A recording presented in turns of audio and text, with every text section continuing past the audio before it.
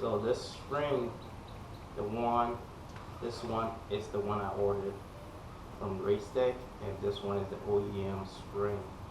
So as you can tell, this is a little longer, by about 20 millimeters, roughly about that.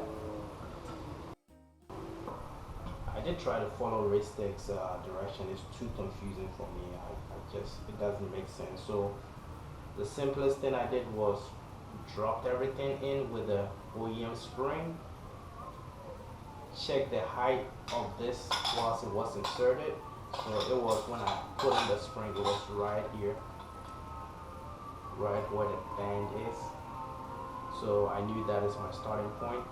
Took everything apart, put the Racetech spring in there, put this back in there, then measured the difference, and the difference was 20 millimeters.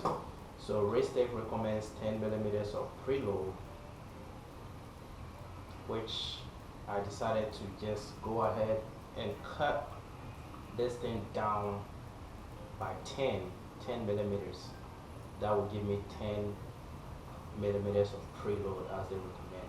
I could just cut 20 off and have 0 preload, but I'm going to go by what they said, and I hope it works, and I hope I can get my set numbers. That goes in first.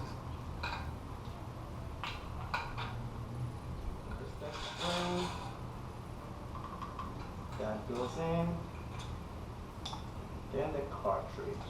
So here is everything bottomed out.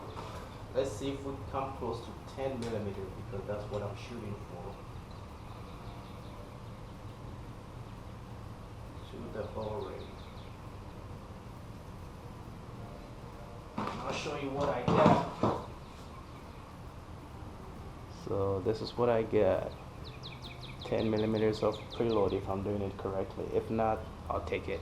This fork is ready for the fluid and everything else. I'm going to do the same thing for the left fork. Then I put everything back together. Now I'll be putting everything together, so trying to clean as much as possible. The first thing we need to do is make sure I got everything.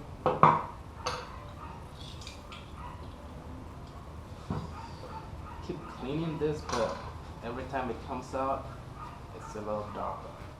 The ball part goes down and the flat part faces up.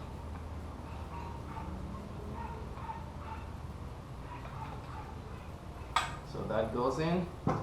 So for the other cut that I made, I think I was short by a millimeter, so I put in this spacer in. I already measured it, and this spacer will fix it to 10 millimeters of preload. So that goes in. Then now my spring, I drop that in. I'm going to be pouring my fluid in here. This is the fluid I'm using. The recommended fluid amount is 515 cubic centimeters and plus or minus 2.5. Alright, I think that will do. So once you have it in, pump it about 8 to 10 times slowly. When pumping this thing, try not to extend it more than 10 inches. Alright, it's about here. So I'll pump a little bit more, and I still see air bubbles coming out. Now I'm gonna get my level straight, so I already measured this one. So according to Racetech, it's 115 millimeters. Wow. So I think I have way too much in there, so I'm gonna be pouring the rest of it back in the bottle.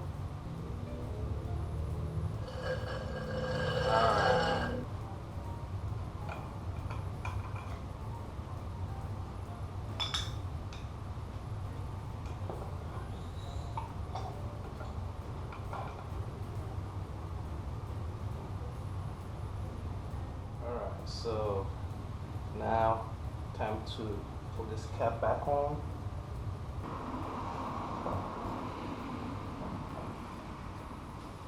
Okay, so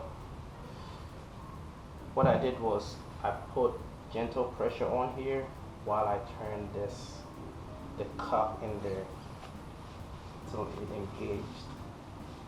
And now that it's engaged, I am going to torque it up. The torque spec for this part is 66 foot-pounds. I am not going to be able to put that much torque on there, but I'll put it now. Now the last thing to go in is the cap. So the torque spec for this cap is only 26 foot-pounds. So put the O-ring here with a little bit of fork oil, and you can just hand tight this and do the final torquing when you install it in the bike. There you have it. Have my new fork spring in. Now time to clean this up and do the same thing, repeat the process for the other fork, and installation is just reverse of the removal process. So this was interesting. This is the second time I've done forks, but this was different. Thanks for watching.